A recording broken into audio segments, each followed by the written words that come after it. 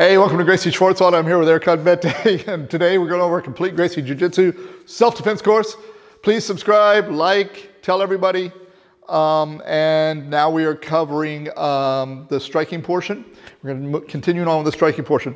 Now we're going to work, again, a technique that is illegal in boxing, but is still a very effective technique that you should definitely have in your arsenal.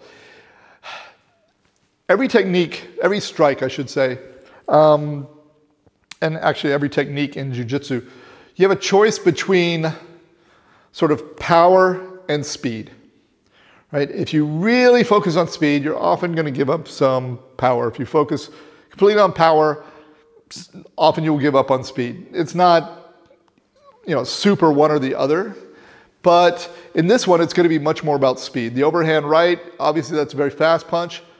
But what I mean by this is when you throw that big overhand right, that's a lot of movement. I'm going to see that, right? So I have time to react. The problem is even if I react, you're going to come right through it, right? Because it's got so much power behind it.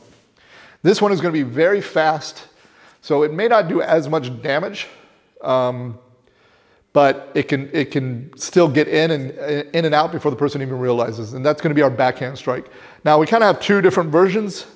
But this is a good one, especially when I'm a little bit bladed, right? So I'm not going to do this when we're here.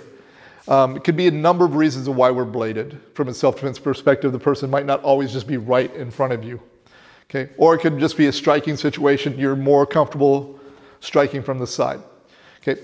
So this is simple. Again, I'm going to actually hit with the back of my hand, but not really. A lot of times when people do this, they do hit with the back of the hand. When I go, and as the punch gets there, I'm going to rotate so the knuckles come forward. It's not really a flick, but it kind of is.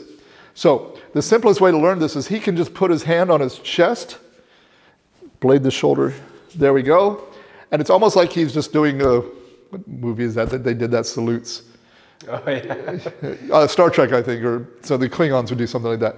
But he's just going to come straight out, here and back. So it doesn't have to be quite that bladed. Let's turn this way. It could be here and here. So it might be, somebody's kind of, yeah, exactly. So you notice it just out of instinct too, when he did this, he brought his other hand up, right? Because, this might not necessarily knock the person out. Although I've seen a lot of people get knocked out with this strike here. So this is a good first strike. It could be, he's trapped my arm right here, right in. Any of these sorts of situations. And this can be surprisingly fast and surprisingly painful, yeah. Right? And again, the speed is the advantage here, right? When I start doing this and I go like this, there's a lot of wind up, right? This is very quick. You can just be here and notice, yeah, how quick that is. And also we can be like right here and you can hit, right? And especially if we're not looking to get into clinching work, he hits this and he can back up. Already done some damage here. So this is a really effective, very fast. You can be surprised how fast you can do this. You can go open hand, a little bit more follow through here. I don't think it's that effective. That's more just kind of you're embarrassing the person a little bit. But again, if we're here and maybe I'm like, here, yeah, this can be very quick.